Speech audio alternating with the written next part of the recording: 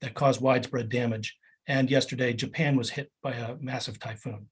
So our best wishes to all the victims of these disasters. Now, this weekend's events reminded me that in September of 1999, when cross-strait relations were at a high point of tensions, Taiwan suffered a 7.6 magnitude earthquake. And while that disaster provided China with an opportunity to cynically remind the world of Taiwan's position in the UN system, prompting Taiwan officials to accuse China of politicizing and delaying the delivery of international aid, I think it's also worth noting that it effectively interrupted a cycle of escalation that had been going on and generated an outpouring of international assistance and support to the island, including from mainland China. I think everyone here is well aware that this past year has seen uncommonly high levels of military and diplomatic tension between China and the United States, particularly around US political engagement with Taiwan. We've seen both sides conduct large-scale military exercises, each seemingly aimed at deterring the other by signaling that military force is on the table if their respective interests are violated. The events of the past few months are unique, but are also somewhat reminiscent of previous crises in and around the Taiwan Strait, in which China used shows of force coupled with strong rhetoric to communicate its resolve with respect to its claim to sovereignty over Taiwan. And in response, the US deployed military assets to subtly reinforce a message of deterrence. In 1995 and 96, for example, China engaged in huge military exercises to threaten Taiwan, partly in response to the US issuing a visa for Taiwan's president to come visit the United States. In 1999, China was similarly enraged when President Lee referred to the cross-strait relationship as state to state. So we know how low the bar is for China to take offense over Taiwan's perceived diplomatic engagements or moves towards independence. In recent years, as China's military capabilities and capacity have grown significantly, the US position has grown less and less ambiguous, to the point that there are now open debates in the community of experts and in the US Congress about the merits of maintaining a policy of strategic ambiguity or even maintaining the one China policy. Based on President Biden's recent and repeated statements indicating that the US would come to Taiwan's defense in the event of an attack from China, some have gone so far as to say that strategic ambiguity is dead, although the White House still claims that its official positions on strategic ambiguity and the one China policy have not changed. Now, thankfully, in these prior crises, all parties were able to avoid conflict. And I think the Biden administration deserves some credit for acting with measured restraint in this instance. For example, by delaying a test of an ICBM, holding off on any straight transits until China's exercises were largely concluded, but at the same time, keeping substantial forces available for any contingencies and continuing to conduct routine air and naval operations nearby. This kind of subtle show of force was very much in keeping with US practice in past crises, in my view, but I'm sure others on the panel will have views as well. Our goal today will be to reflect on these recent events and to take a look at the ways in which the US and China have navigated the Taiwan issue in the past in order to better understand the challenges and antecedents shaping US policy, as well as to hopefully glean some important lessons about how the administration might best approach this critical issue through the lens of crisis management. Now, all this to say that in studying issues of coercion and coercive diplomacy over the past several years, I've grown increasingly concerned about the precipitous decline of US-China relations, particularly with respect to Taiwan policy. Especially in these past few months, China has made very direct, very public diplomatic protestations against a string of high-level, high-profile meetings between US officials and officials in Taiwan, as well as several other observable changes in US policy, including the Taiwan Travel Act and the new guidelines for US government interactions with Taiwan counterparts, as well as changes in rhetoric and diplomatic conduct. Now, I wrote back in December 2020 that I thought we were in a fourth Taiwan Strait crisis, based on China's militarized response to that string of unprecedented and highly publicized visits to Taiwan from high-ranking US officials under the Trump administration. For example, during Undersecretary of State Kratch's visit to Taiwan, Chinese military aircraft reportedly crossed the median line almost 40 times in just 2 days. Such intrusions prompted Taiwan's president to describe China's military activities as a threat of force. Nearly 2 years later, this rolling crisis has continued unabated. And that has prompted some to call this heightened state of tension the new normal. This past April, when it was announced that Speaker Pelosi would cancel her visit to Taiwan, China's foreign minister warned that if Pelosi were to eventually follow through on her visit, it would cross Beijing's red line. Of course, the visit was rescheduled for the beginning of this August, and in the wake of that quote-unquote official visit, we witnessed the most aggressive series of military exercises that China has conducted around Taiwan to date. China deployed both of its aircraft carriers, fired ballistic missiles over the island, and effectively imposed a mock blockade. The US responded in part by positioning a carrier strike group in the Philippine Sea and repositioning 2 amphibious assault ships around Japan. Taiwan's Ministry of Foreign Affairs reportedly experienced an increased number of cyber attacks, and dozens of Chinese warplanes crossed the median line in the Taiwan Strait. China also imposed a number of punitive sanctions on the US and Taiwan, including canceling theater commanders' talks with the US, as well as the US-China Defense Policy Coordination talks and the Military Maritime Consultative Agreement meetings. Now, China's Foreign Ministry spokesperson, Wang Wenbin, said China would, quote, resolutely deter the US from containing China with the Taiwan issue and resolutely shatter the Taiwan authorities' illusion of relying on the US for independence, end quote. In response to all of these actions, US Undersecretary of Defense for Policy, Colin Kahl, said, quote, clearly the PRC is trying to coerce Taiwan. Clearly they're trying to coerce the international community. And all I'll say is we're not going to take the bait and it's not going to work, end quote. Congressional delegations have continued ever since to visit the island, including a visit in which Tennessee's Senator Marsha Blackburn described Taiwan as an independent country in a meeting with President Tsai Ing-wen. Earlier this month, the Biden administration announced a $1.1 billion arms package for Taiwan, despite China's threats of unspecified countermeasures.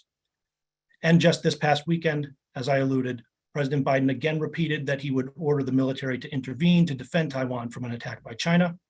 And again, the administration has attempted to claim that there has been no change in US policy. Now, this is obviously a brief and incomplete recap of what I'm sure others have been following closely as well, simply to explain why I remain convinced that the US is indeed in a protracted crisis with China. This is not a new normal in that the situation is not stable. Trust is badly frayed. Many of the normal channels of communication and deconfliction are closed, and all sides are painted into their respective corners. Both the US and China are seeking to deter one another in different ways. And ironically, it seems that China's failure to deter the US from forging deeper political ties with Taiwan will now lead it to redouble its efforts to not only deter Taiwan's leaders from formally declaring independence, but also to engage in the kinds of coercive measures against the island that the US has historically tried to deter. As my colleague Yun Sun has pointed out, China's recent behavior has arguably been quite restrained by domestic politics and may actually become worse after the Party Congress is over. Now, it remains to be seen if an armed conflict can ultimately be avoided. But it seems to me that the best lessons we have to draw on to avoid conflict and reduce tensions are found in the practice of crisis management. With this in mind, I wanted to bring together some of the smartest people I know on these issues to talk through the path ahead for US policy. Michael Swain, who needs no introduction, but I'll give him one anyway, is the director of the East Asia program at the Quincy Institute for Responsible Statecraft, prior to which he's held senior positions at the Carnegie Endowment and the Rand Corporation. He and I have been discussing these issues for some time now, and Michael deserves credit for our focus on crisis management today. We're also joined by Lyle Morris, Senior Fellow for Foreign Policy and National Security at Asia Society Policy Institute's Center for China Analysis. From 2019 to 2021, he served in the Office of the Secretary of Defense as the Country Director for China. And finally, we're joined by Dr. Ketian Zhang, Assistant Professor of International Security in the Schar School of Policy and Government at George Mason University. Her work on China's use of coercion to advance its foreign policy goals has been a source of inspiration and insight for me these past few years. So I'm delighted to have you all here with me today. Thank you for joining. Michael, I'd like to start by asking you to talk about crisis management in cross-strait relations, and especially US-China relations. What do you see as some of the critical lessons for the administration in this moment? And based on your understanding of past crises, is there some formula or a set of principles for successfully managing cross-strait crises? Well, thank you very much, James. It's really a pleasure to be here and to be with Lyle and Coercion as well. I really appreciate the opportunity. Let me try to be as quick as I can. A fairly large amount of territory to cover here, but I think I should first, before getting into some of the questions James asked, to sort of try to define and get people to understand what exactly is a crisis. Because the concept sort of gets thrown around a lot by people, and it means all kinds of things, different things to different people. But the way in which is commonly understood, if you're looking at a serious crisis, you're looking at a military political event, usually with a specific cause or a set of causes that has triggered it, that most cases occurs within a kind of specific time frame where there's some sort of need for urgency or movement. This could not necessarily always be the case. You could have a slow moving crisis, which we're kind of in right now in the Taiwan situation, but many of them are much more compressed. And they involve usually a challenge to the vital interests of the parties involved. And last but not least, they have the danger of escalation to confrontation, if not actual military conflict. I mean, those are serious crises.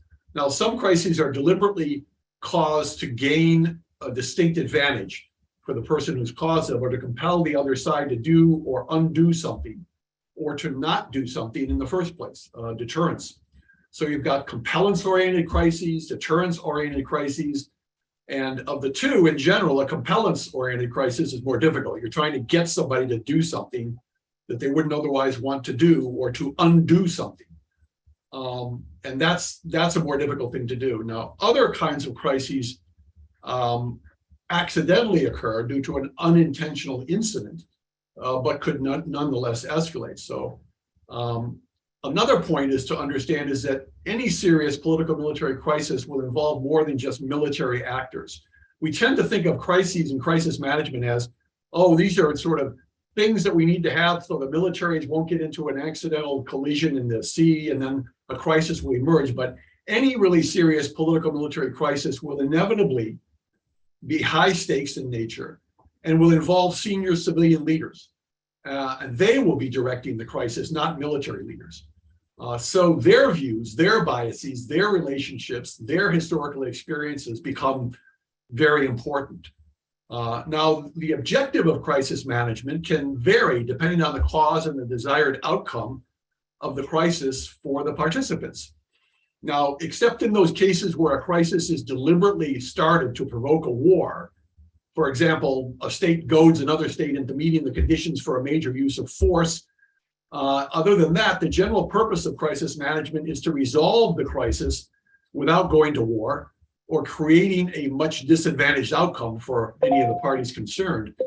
Now, in some cases, as I say, a crisis might emerge either deliberately or by accident, but can be used or intended by one side to produce a distinct advantage to itself without resorting to war.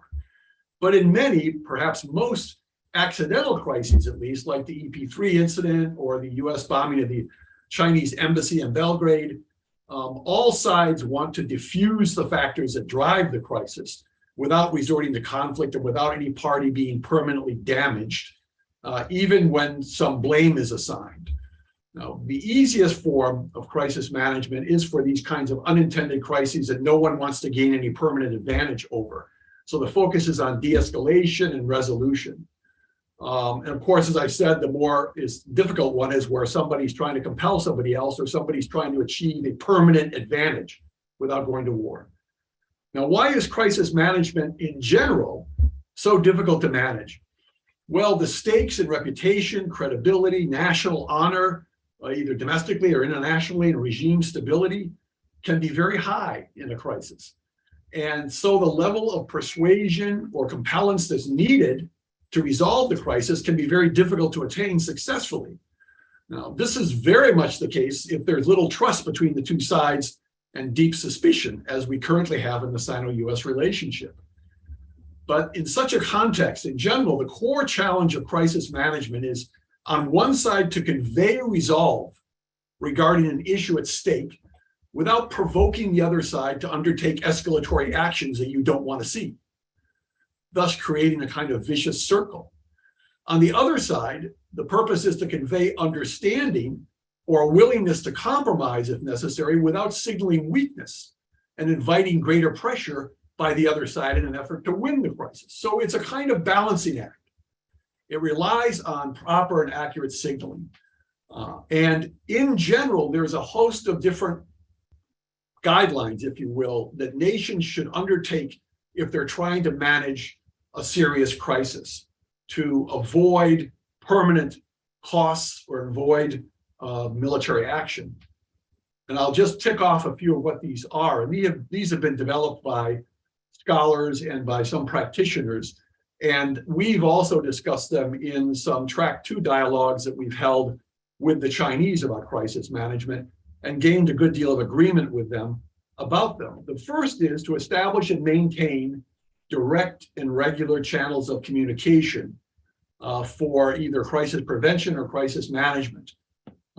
This should be clear channels that are authoritative, relied upon, not ambiguous in nature, and in some cases early on communication, although there are problems with that in the Sino-US relationship. Second is to convey clear, understandable signals. Avoid intentional ambiguity. This also is something difficult, which I'll comment on in a second. A third is to focus on limited objectives and limited means. Also, preserve your flexibility and avoid the automatic sort of tit-for-tat interaction that can go on in a crisis. One side escalates in some certain limited way, the other side says, okay, we're going to do the same. And you go on and on up the ladder.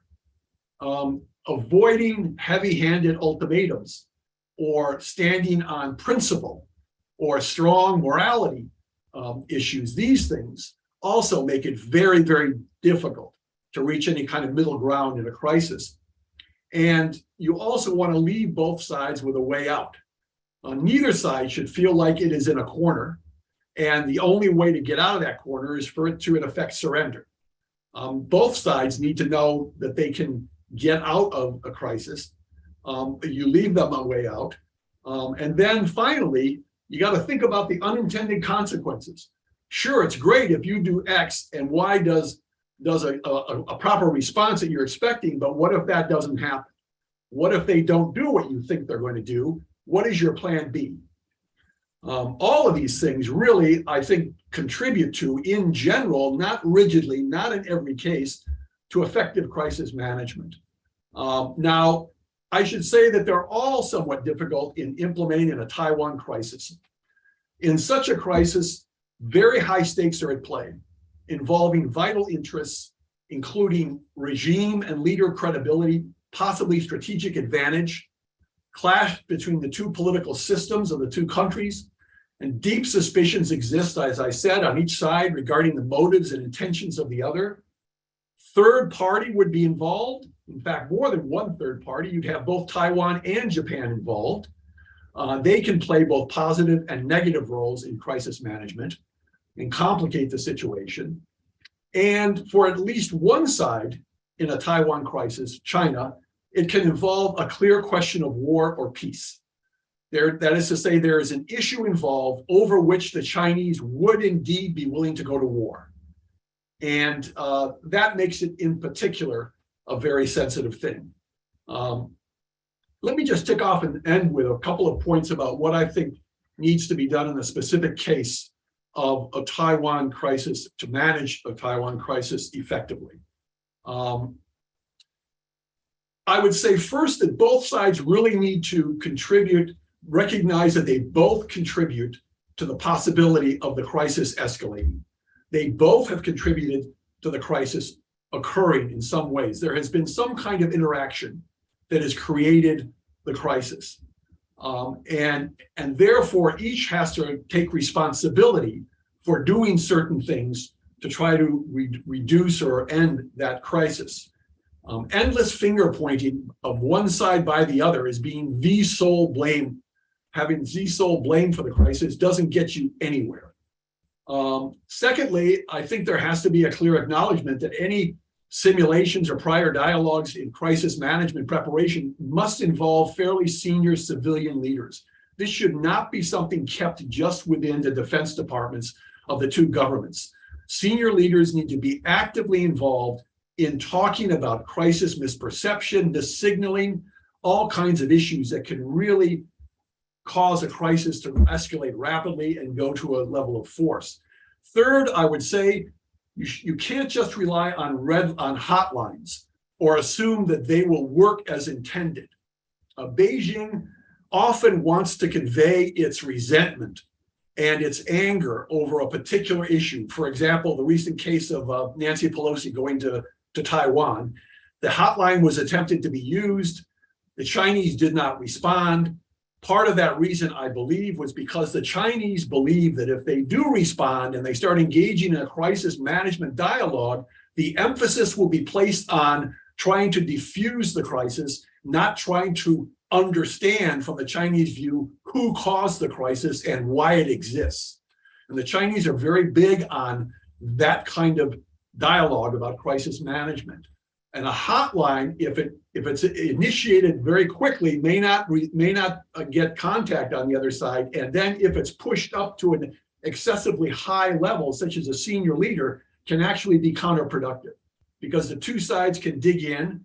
The senior leaders can act to protect their interests and not be as flexible as more lower level leaders might be. And in the case of China, the senior leadership may not have yet completely decided what they're going to do. Even in the case of Xi Jinping being the strongest leader, he still needs to consult with his standing committee. If it's a senior crisis, a high-level crisis, and if he has an early on discussion on a hotline with the United States, he may not want to say certain things because he doesn't know exactly what the position is going to be of the Chinese government.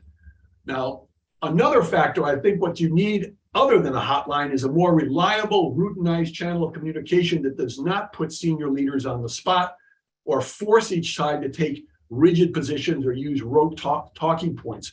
You need clear, authoritative, priorly made authoritative channels, yes. But I think you also need to have trusted interlocutors who, to some degree, have trust with each other. And I would say that what you need in addition to the authoritative channels is you need something that's called a non-conversation channel. Now, what is this? This has been used in past bilateral relationships with the United States and other powers. This is a channel in which the two sides are allowed to contact each other outside of formal channels to engage in an authoritative but unofficial exchange of views. This could allow them to clarify in a low-level way the intentions, the meaning, the reasoning, the statements of the other side, reducing misperceptions about certain actions, and become more sensitive to the other side's interests and concerns.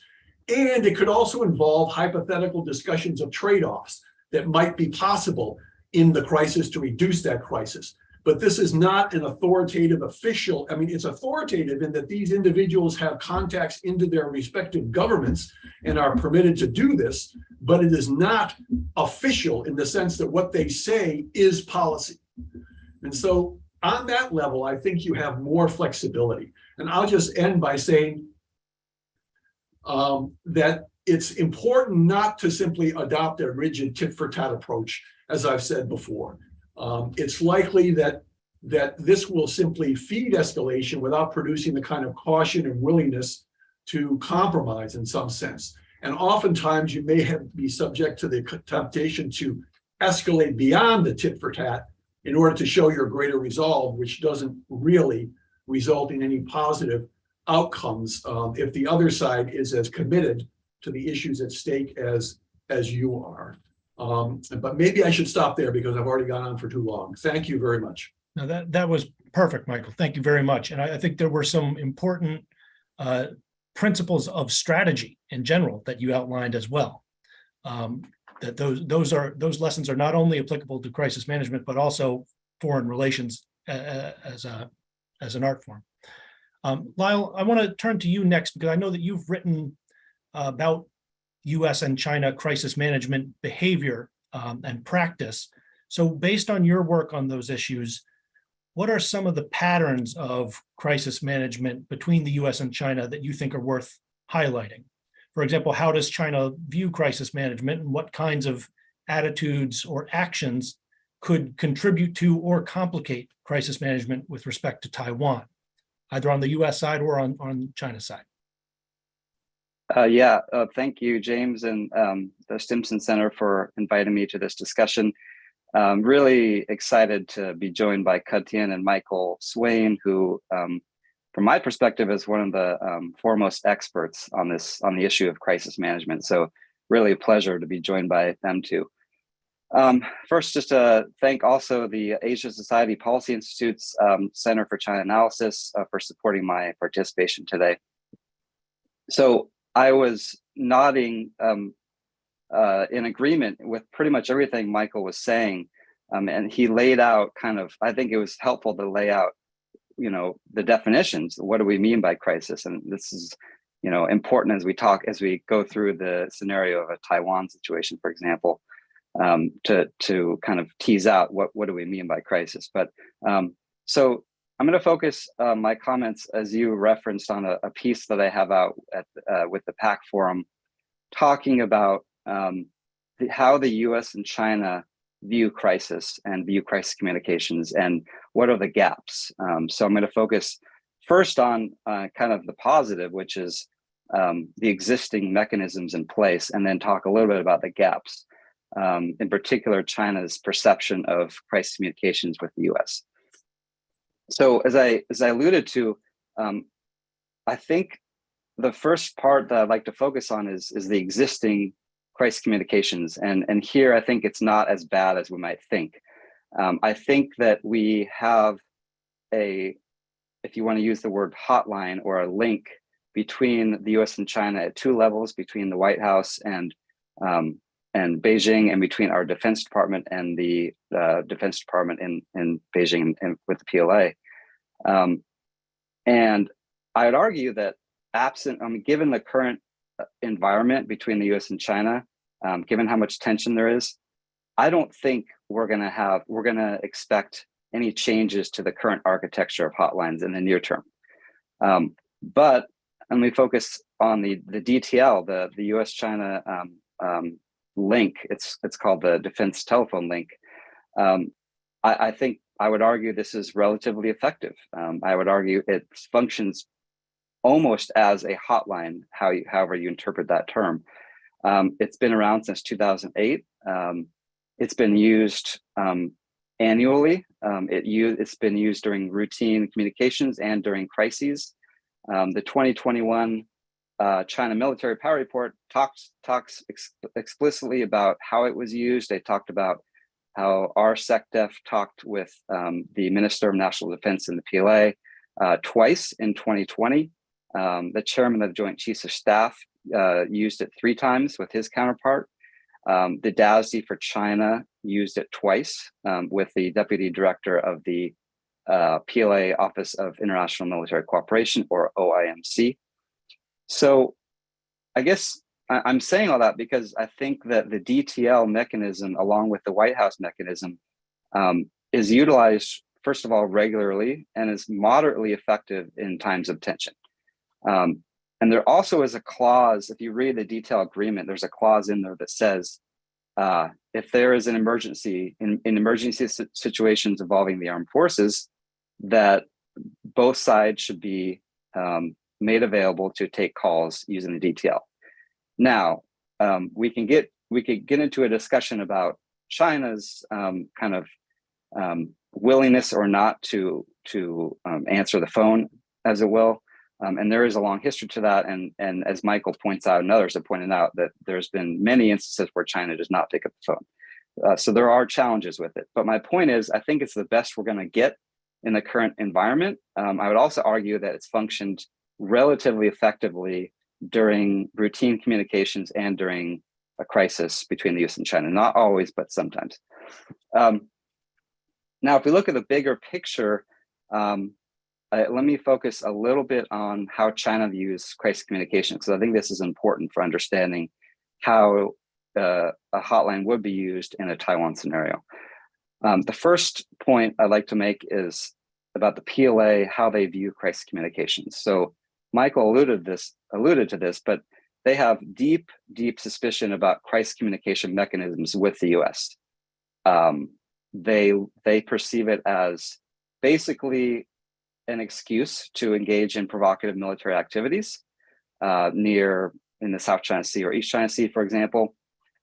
They attach conditionalities to crisis communication links. So there's a Global Times article recently that put it out, explained pretty plainly how they view crisis communications. And here I quote, they say, with no mutual political and military trust, China finds it impossible to use the so-called military hotline to avoid possible conflicts between the two militaries. They go on to say US operations such as close-in reconnaissance and freedom of navigation operations are what is causing the potential for crisis. And they say until the US stops challenging China's core interests, only then can the US and the PRC proceed toward practical and effective communication. So what that essentially is saying is the conditions for crisis is caused primarily by US actions and posture. And until that is resolved, China is going to look at crisis communications with a great degree of distrust and doubt, and look at kind of ulterior motives that the US has for using the hotline in the first place. Another point I'd like to make about how the PLA interlocutors is that for the most part, the PLA is not empowered, I would argue, to speak to foreign militaries during an actual crisis. What I mean by that is all communication between the US Department of Defense and the PLA is filtered through OIMC. So any communication has to go up and down the chain through Beijing. It's heavily vetted by civilian Chinese Communist Party leaders in Beijing who have to approve the talking points. Now, but talking points have to be approved in any government. I get that, but my point is, I think on the Chinese side, there's a little bit more bureaucratic obstacles in order for them to pick up the phone during a crisis, which delays communication. So my argument is a red phone is not going to accelerate that dynamic on the Chinese side. If we have a red phone with the PLA and with our Defense Department, that dynamic that I just laid out on the Chinese side is not going to change. Finally, Chinese leaders regard crisis communications as subservient, I would argue, to broader political goals of crisis management. And this, again, is something Michael knows well, that crisis communications is a subset of a larger crisis communications environment and perception where China's goal is to utilize political, military, economic, all the levers of power to its advantage. So if the overall environment between the US and China is bad, there's distrust, hotlines are not meant, from the Chinese perspective, I would argue, are not meant to resolve the crisis. That's what the US wants them to do. They want to deconflict during a crisis. They want to talk and de-escalate. China regards kind of the overall environment of crisis management and political tone as a part of whether they're willing to even answer the phone and what they will say. So all this is to say that there's a lot of challenges to crisis communications. That's the first point I make. And the second is that the current architecture, I would argue, is probably the best we're going to get in the near term. I also don't see an appetite on the Chinese side to add or enhance existing mechanisms. And this goes to the overall environment that I talked about earlier. Given how much tension there is, I don't see China and the PLA willing to entertain and to discuss new modes of communication, for example, another hotline. I don't see that happening in the near term. I also think, so my suggestion of a lot of what I've talked about is about how the US perceives Chinese views of crisis communications. I think the US should stop trying to put too much hope in hotlines as a means to de-escalate because of the challenges that I laid out on the Chinese side, and that we need to focus our efforts more on the internal bureaucratic processes of how the US government would communicate internally in a crisis. In other words, if there's a crisis involving the PLA, who on the US side is going to be the POC for some kind of small group? Who are we going to communicate with? How are we going to deal with the press, public statements? All of those things, I think we could prepare a little bit more ahead of time so that when a crisis does occur, we're in a better position on the US side to respond and to message publicly about the crisis.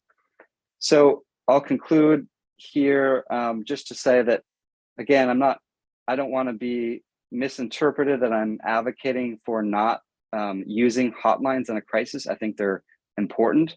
My point is to emphasize that we need to shift our focus on our expectations on the US side about what hotlines can resolve, what the effectiveness of what they can do, and to look at the Chinese side and to not maybe put false hope or expectations that the Chinese side is going to use them in the same way that the US wants, because I don't believe they will.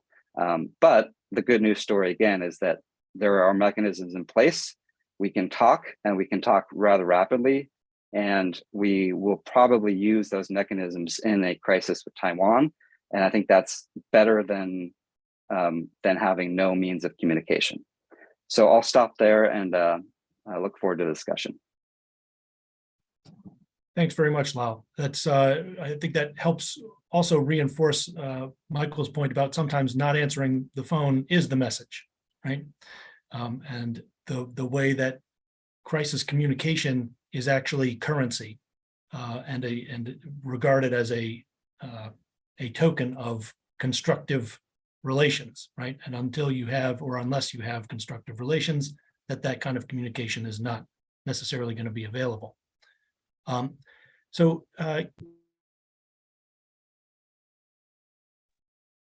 You've studied China's coercive behavior from an academic standpoint, and by that I mean systematically and methodically, and informed by IR theory. So what have you found about China's coercive repertoire and its goals and red lines with respect to US policy around Taiwan that could help inform some of this discussion around the logic of China's escalation or resort to crisis management tools? Great. Thanks for having me. And it's really an honor to be on a same panel with Michael and Lyle. And I think by academic perspective, James is really alluding to the nerdy perspective.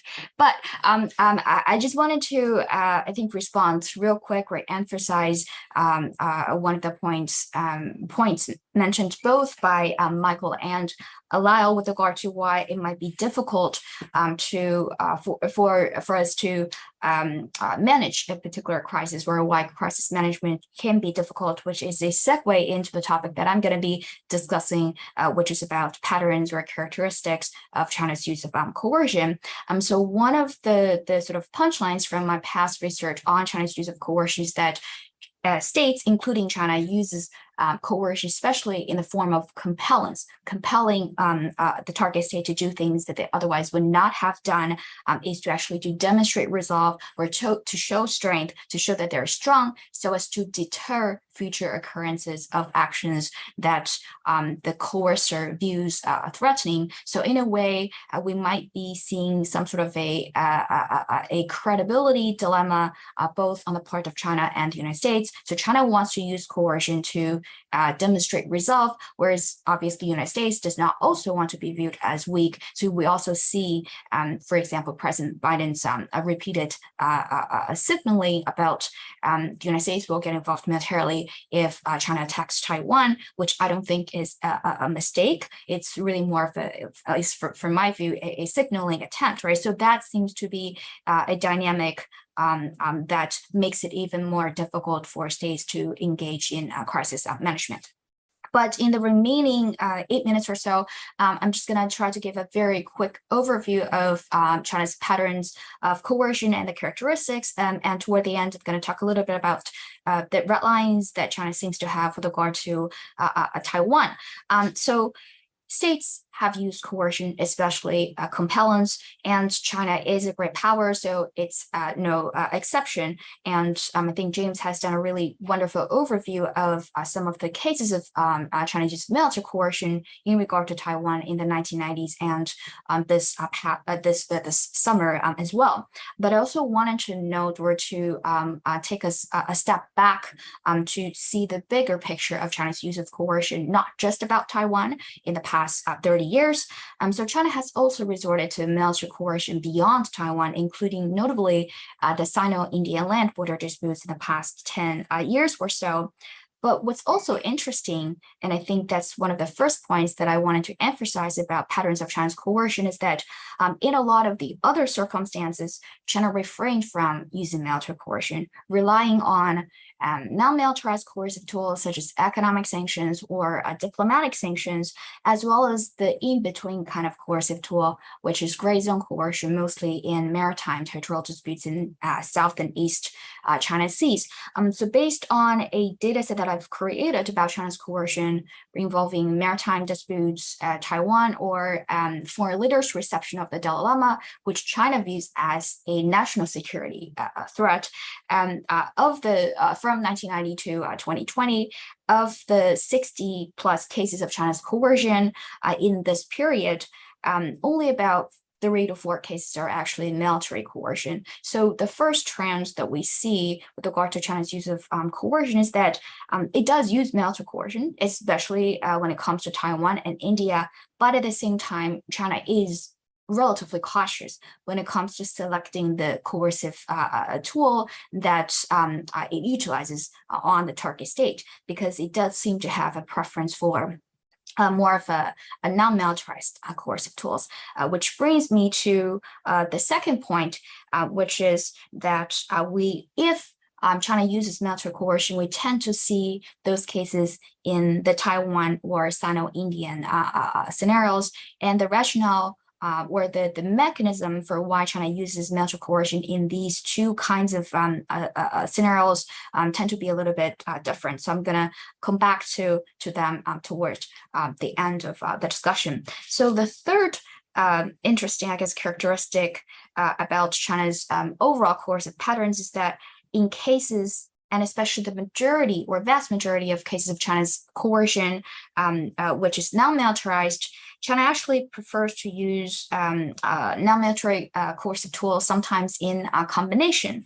So for example, in maritime territorial disputes, China tends to use gray zone coercion. And by that, I mean the use of civilian law enforcement organizations such as the Coast Guard ships, or what was previously the maritime surveillance ships and the fishery administrative ships in South or East China Seas to inflict physical damage on the target state. But it's not up to the level of military coercion with the rationale of being or having plausible deniability, i.e. to reduce the potential for escalation.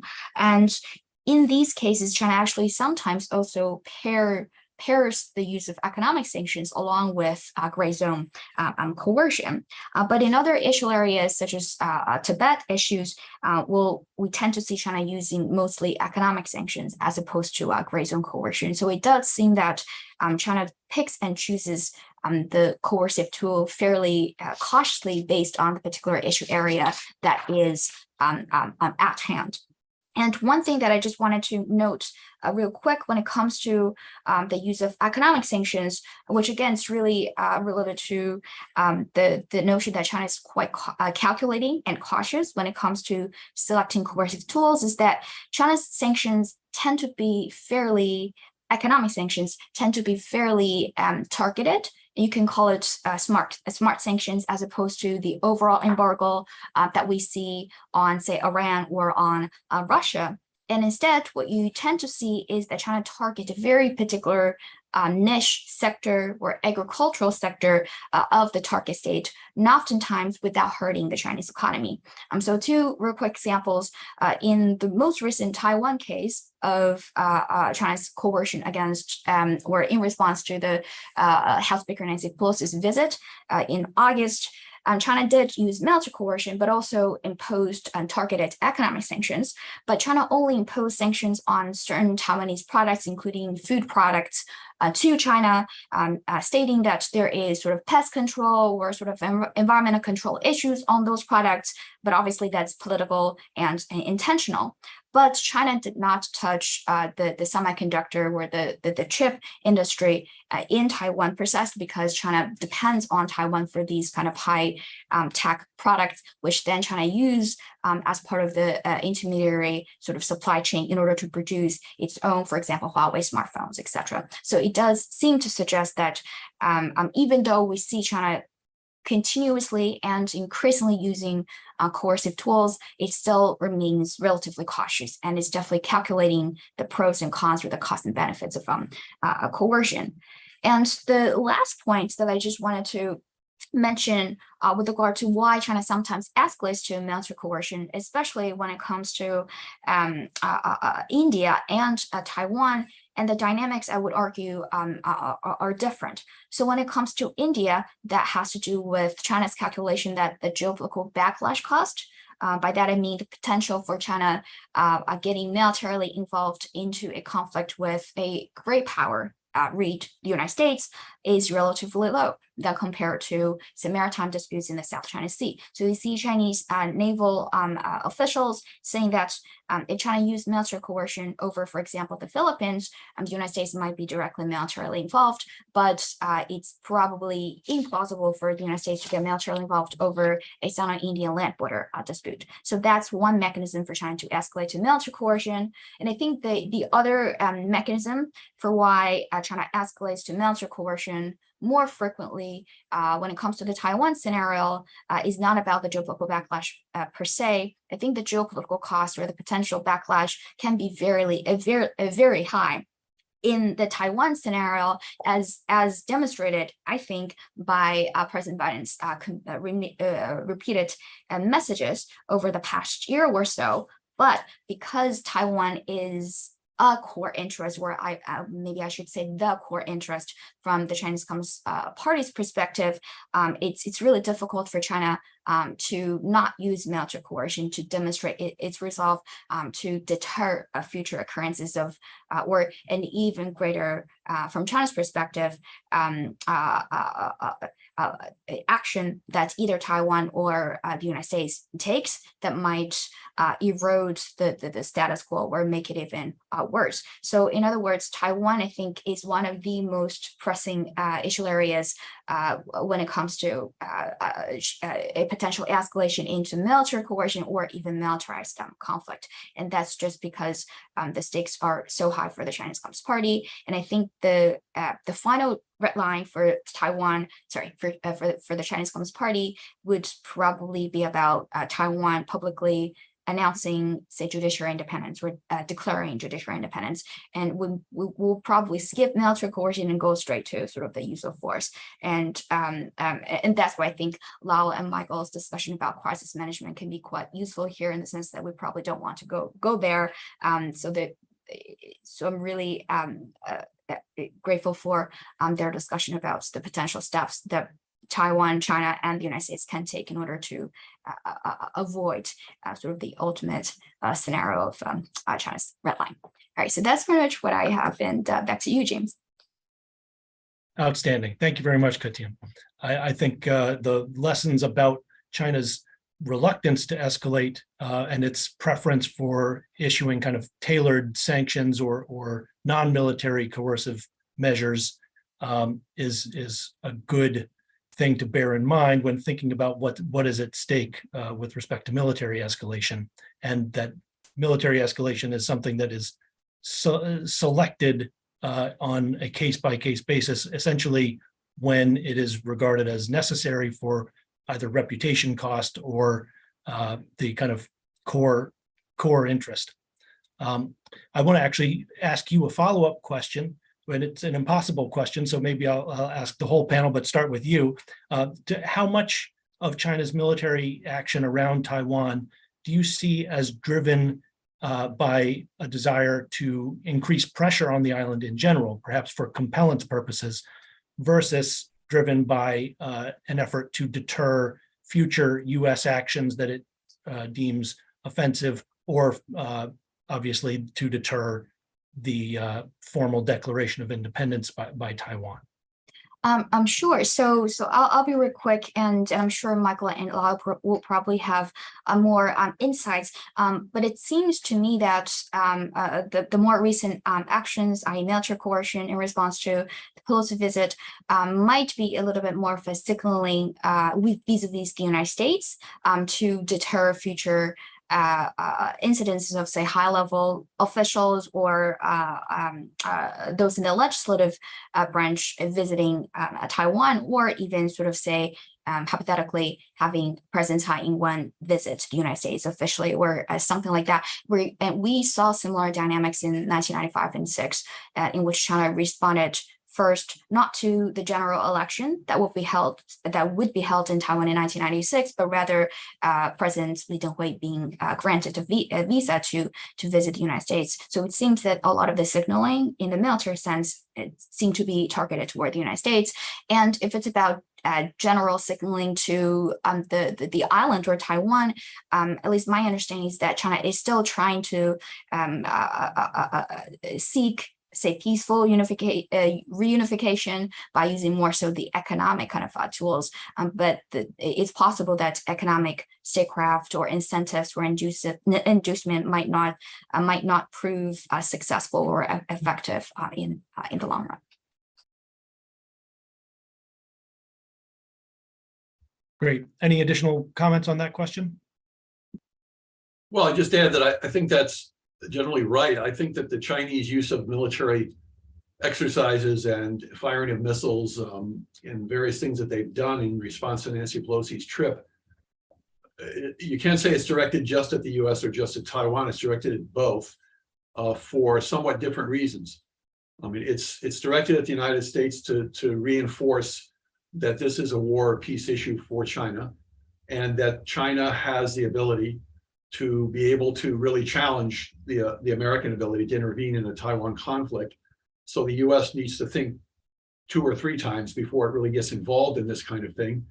And then I think it's designed to show the Taiwan public and the Taiwan leadership in particular that China means business on this issue, but that it's not wanting to convey the notion that China is first and foremost thinking about attacking Taiwan directly and attacking the Taiwan people writ large. The Chinese want to make a distinction between what they see as the sort of splittists in the current Taipei government and in other parts of the Taiwan political spectrum, and the majority of Taiwanese people. And they don't want to see themselves as being just willy-nilly quite willing to unleash havoc on the Taiwan public.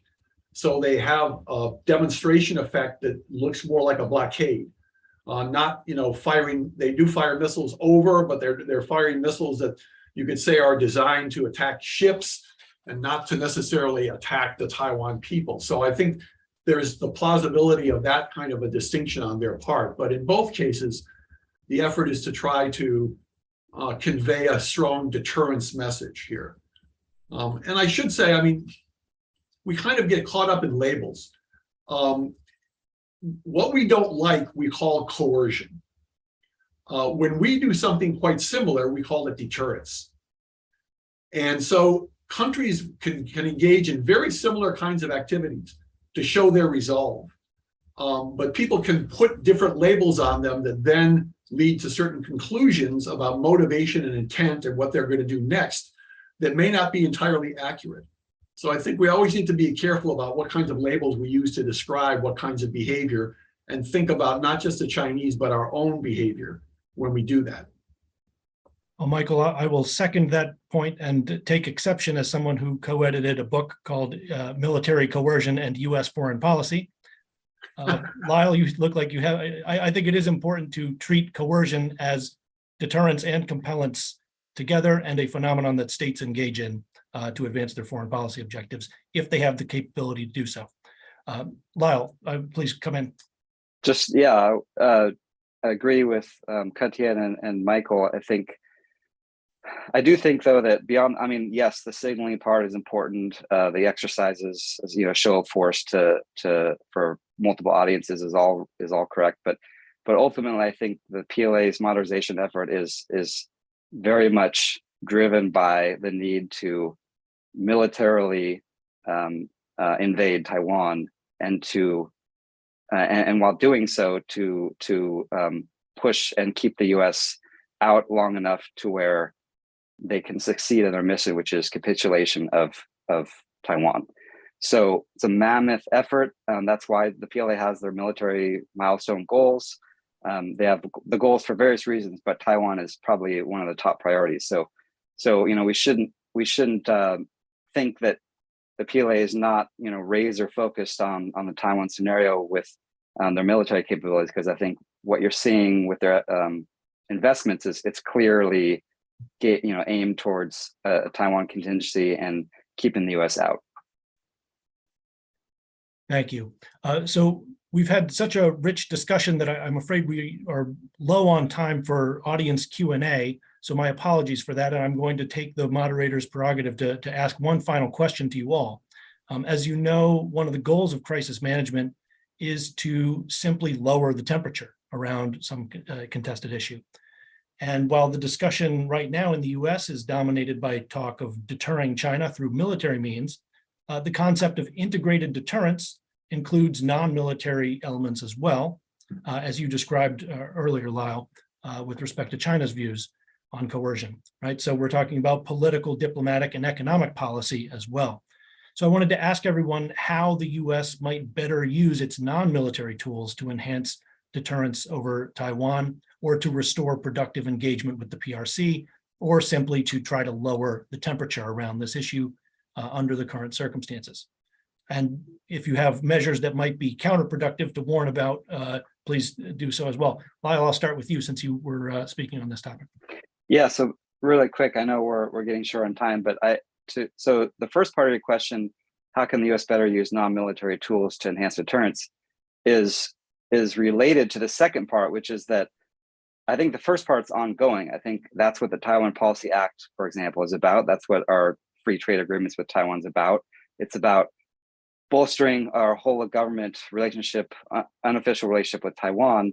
But the problem, which is related to your second question, which is that basically everything the US does now is regarded in Beijing as not a violation, but changing the status quo in ways that is increasingly it appears unacceptable to Beijing.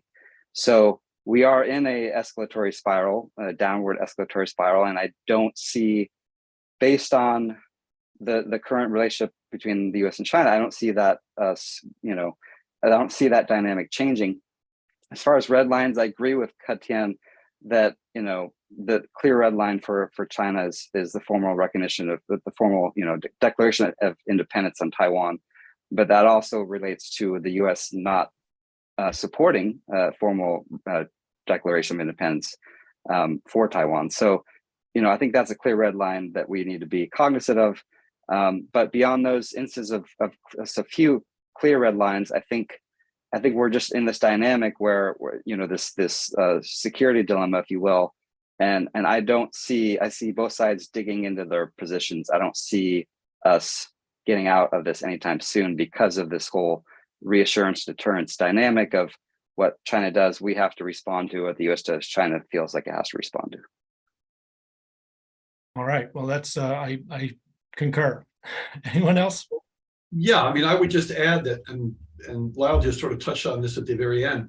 I think people need to understand that deterrence, to be effective, is not just about military capabilities. Deterrence is, and it's also not just about punitive or possible negative things that you can do to another side, whether it be military or non-military. Effective deterrence, and this is particularly the case in the Taiwan issue, relies on effective reassurance. The Taiwan issue is not, in my view, ultimately at root a military question. That is to say, it's not a question that once China gets the military power, they're going to invade and attack Taiwan all out. I do not agree with that argument that some people make. I think the Chinese government continues to look at the Taiwan issue as a problem regarding America's political stance towards Taiwan and towards China. And they see their need to use military force as a question of whether or not the United States is backing movement by Taiwan towards becoming a more independent state on a permanent basis. If the Chinese think the United States has transitioned to that position for whatever reason, because they regard Taiwan as a strategic entity that has to be kept from China, because Taiwan is just simply a viable democratic society that no matter what should never be connected with a non-democratic society, non-democratic China, whatever. If the political dynamic fundamentally changes here, we're in big trouble. The Chinese will use force even if they might lose, in my view, in that use of force. So what does that tell us? To me, it tells us that if you want reassurance, you've got to get serious about what is credible reassurance. If you think it's no longer at all possible and that we only have military deterrence as a tool that could be effective here, then we really are in a very dangerous downward spiral that is likely to lead to conflict, because we're not going to be able to completely deter the Chinese using purely military means over time, given geography, given their economy, their capabilities, etc. What we need to do is develop a more credible way to communicate reassurance on the one China issue and get the Chinese to convey more credibly reassurance on their commitment to peaceful unification. Those two things need to be communicated much more credibly by both sides, and neither side under current conditions is prepared to do that. I think they could do it. I think they're not doing it, in part for domestic political reasons on both sides, and also because they have these worst case assumptions about what the other side would do. But they don't even attempt, in my view, to really try to inject serious credibility into both of those notions. And that's the problem that we're facing right now, in my view. Sorry, I went on too long. If I can just add real quick, just like one sentence or maybe two sentence comment. I think it's possible for the United States to use non-militarized deterrence tools, or you could call it compelling tools. So there's an article co-authored by Newman and Farrell that's called Weaponized Interdependence. I think the United States has a lot of financial and economic leverage vis-a-vis Russia, obviously, and China as well, that might actually keep or at least deter China from, or at least that might make China think twice before doing things that's more military. And that include, for example, keeping China in the global production and supply chains, and do not say economically decouple from the Chinese economy. But that's just one thing that the United States might consider when it comes to adding more leverage on the non-military front. Well, outstanding comments all around. And I want to thank you all for joining me today for this discussion. I think we have not solved the problem, but then again, we have revealed some of its contours that I hope will be informative and productive for policymakers to think about. So thank you all for joining, and we will adjourn here.